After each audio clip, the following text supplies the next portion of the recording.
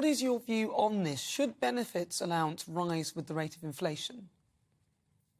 Well, first of all, I also ran the Work and Pensions Department as Secretary of State, and I was heavily enmeshed in the reforms that brought through universal credit. So I have a pretty close knowledge of how they can do this and what they should do. So my view is very clearly, and we published a report from the Centre for Social Justice today, which makes it very clear that the biggest problem we face right now is not a sort of stark choice. Is it debt or is it putting not moving benefits? The truth is right now the economy faces a significant challenge where we may see very severe fall off in growth, even leading to a recession. That would be a disaster when you couple that with inflation. So you should and must increase the benefits going out to those who are in need, because they are the poorest in society and less likely to be able to have any savings, etc., to get through this. And this spike in inflation has been very sudden and very rapid, and it's likely to go at least to around about 10 or 11% before flattening out. So they do need that support. Their up rate was about 3.1% based on where the figure was last September. And so it's important this time round to bring it up to speed during the course of this spike before it starts to fade away. The second point to make about this is that it's not just helping people on benefits, which you can do through universal credit and the other benefits. It's also about helping those who are, I'd call the squeeze middle, people who are in work off benefits, but in areas where they have no savings, and they themselves will find their incomes directly squeezed. We need to keep the economy growing, which is absolutely critical, and therefore you need to lower taxes and actually assist those on benefits. And it won't lead to extra debt. The government has the headroom. 2 years running, they've outperformed their own forecasts by 91 and 90 billion respectively, nearly 200 billion, better than they were expected to be 2 years ago. So this is money that can be used for this purpose without increasing borrowing. About to ask where the money will come from, but they could do it through that then.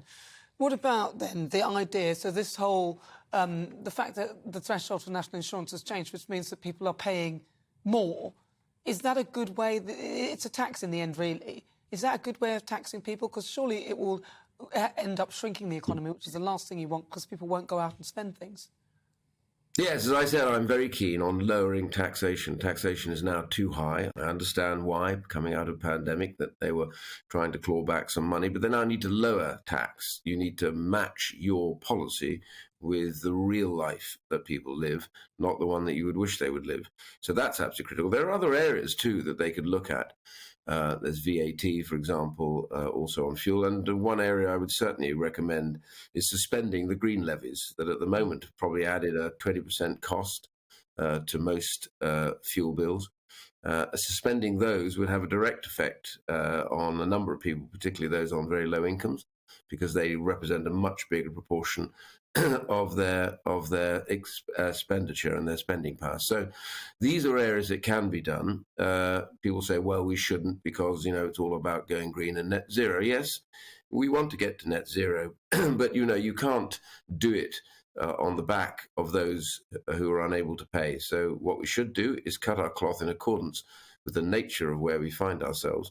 Right now, we should be able to postpone that. And as we bring inflation down and as those costs start to come down, we can, if necessary, and that's what people want, reimpose it. But we mustn't be ideological about this. Your view on the windfall tax? Well, I think it's a bit of a red herring. It's an argument that doesn't bring very much in, even if you were to bring them relative to the sort of sums of money I'm talking about. But it also talks about raising taxes on business. And, a few years ago when the oil companies were in deep difficulty because investment in carbon fuels had fallen, the government didn't step in to bail them out, nor should I expect them to. So in a way, this money that they make at the moment, unexpected as it was, can be ploughed back in almost immediately into making sure that we obtain more of our own gas and oil from the UK reserves, which are huge, and particularly also start to extract shale gas. We should get security of energy supply should be a priority for us, even through this pandemic, because being reliant on other countries, as Germany is finding to its cost because of the Russians and their invasion of Ukraine, and often others because of dubious countries maybe in the Middle East, it's far better if we can get security of supply here, and we have plenty of it, And that requires investment from the private sector. So whatever else the government decides, and that's up to them, I think actually the key thing is they already have headroom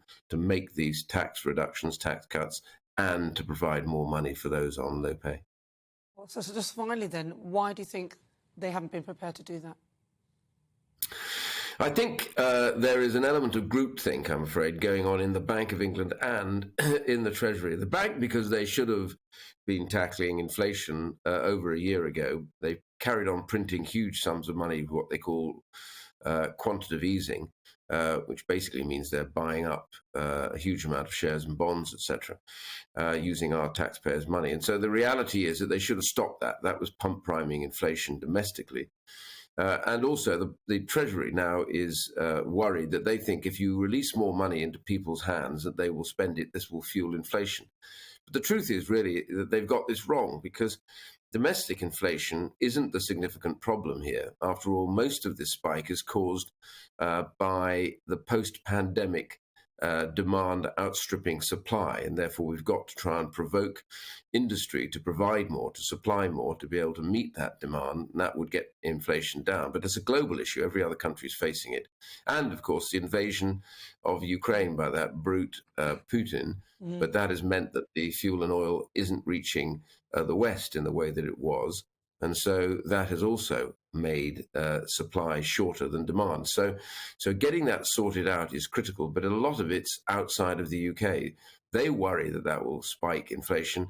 I don't think inflation is the problem right now, because it should now flatten towards the end of this year and plateau through a large chunk of next year before starting to come down. So raising inflation, rather raising interest rates, is the right thing to do at the moment. But you can't have high tax and high inflation, high interest rates, because that will be crippling to the economy. So get tax down. Welcome to the GB News YouTube channel. You can watch us live 24 hours a day, catch up on your favourite shows, and join in the conversation in the comments below. Don't forget to subscribe and you'll never miss any of our exclusive content.